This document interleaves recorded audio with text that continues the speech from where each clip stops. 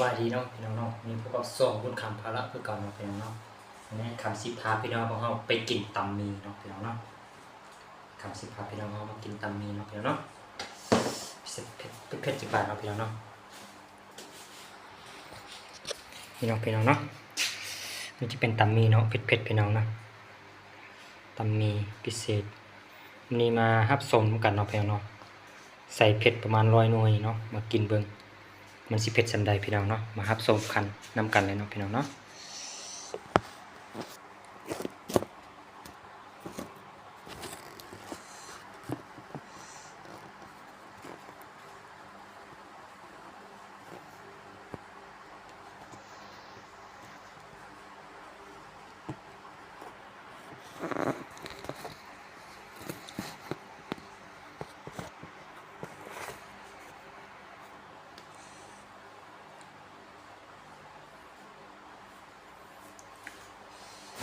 เริ่มเลยเนาะกินตำกันเลยมัน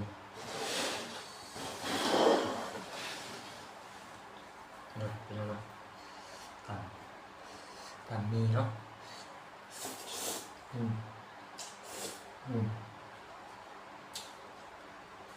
แก้ว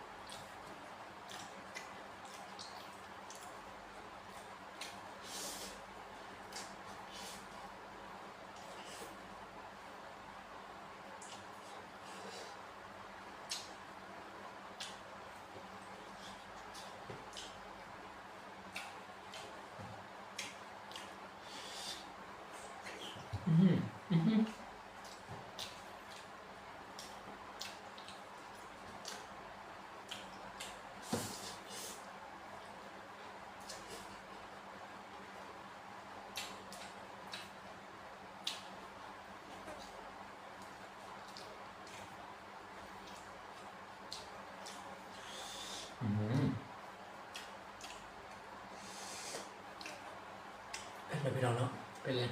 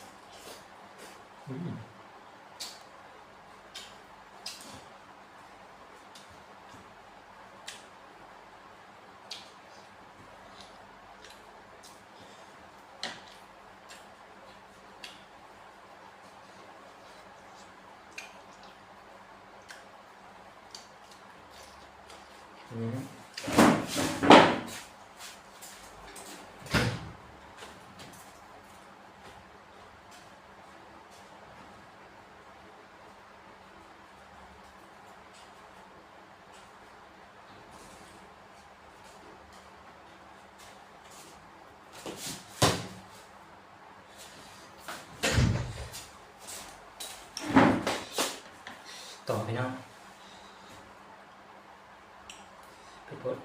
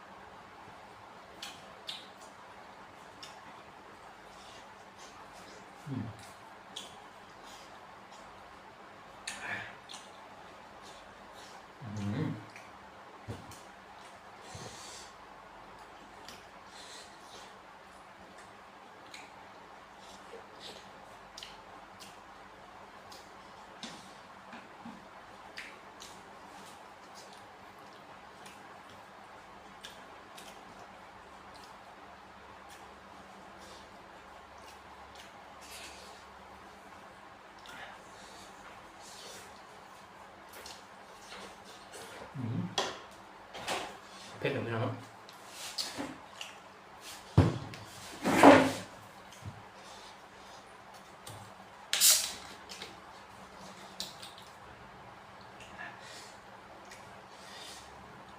เผ็ด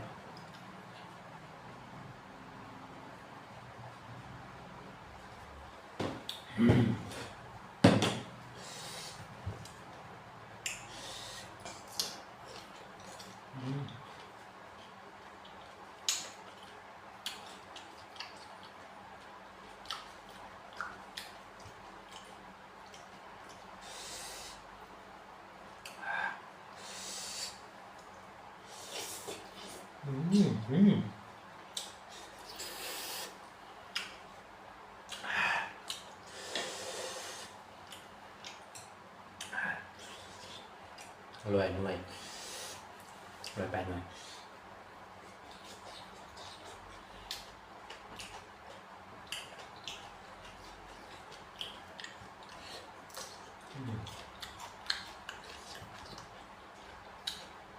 กินกับหมักแดงใครเนาะพี่น้องเนาะ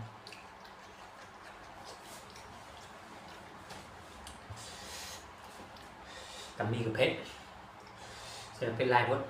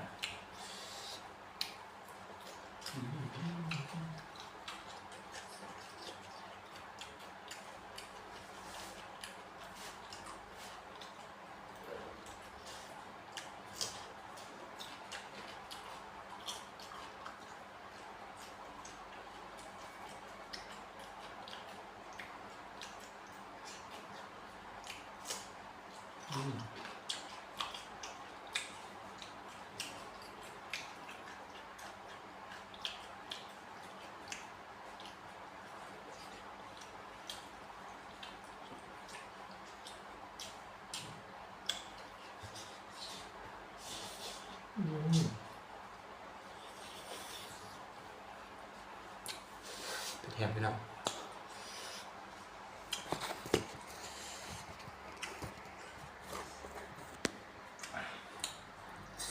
เปิดปาก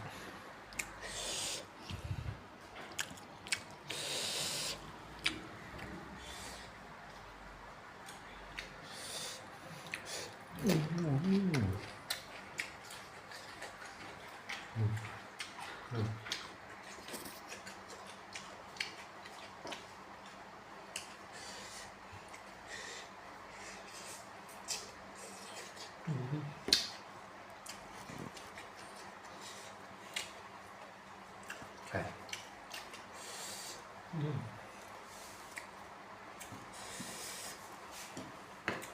เผ็ดผลมาเป็นอะไรกินวัดบางอย่าง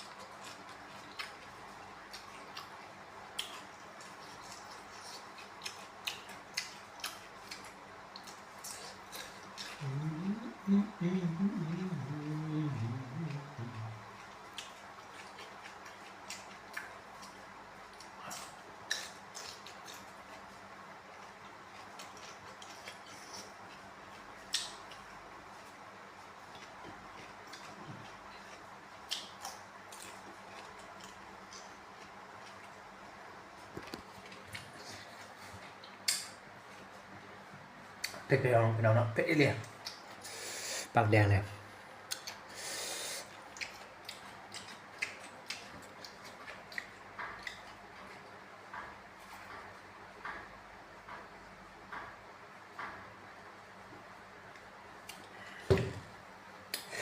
จะฝาก2 บนคำพาแล้วไปแล้วเนาะฝากไปเอาเขากดไลค์กดกระดิ่งไปเอากดติดตามว่าการคลิปบนคำต่อไปเนาะว่าบนคำเช็คคลิปอย่างเนาะอย่าลืม2 บนคำพาเราเดี๋ยวไปทำเยอะกินหมูบดเนาะเผ็ดเอลีพี่น้องเผ็ดแห้ง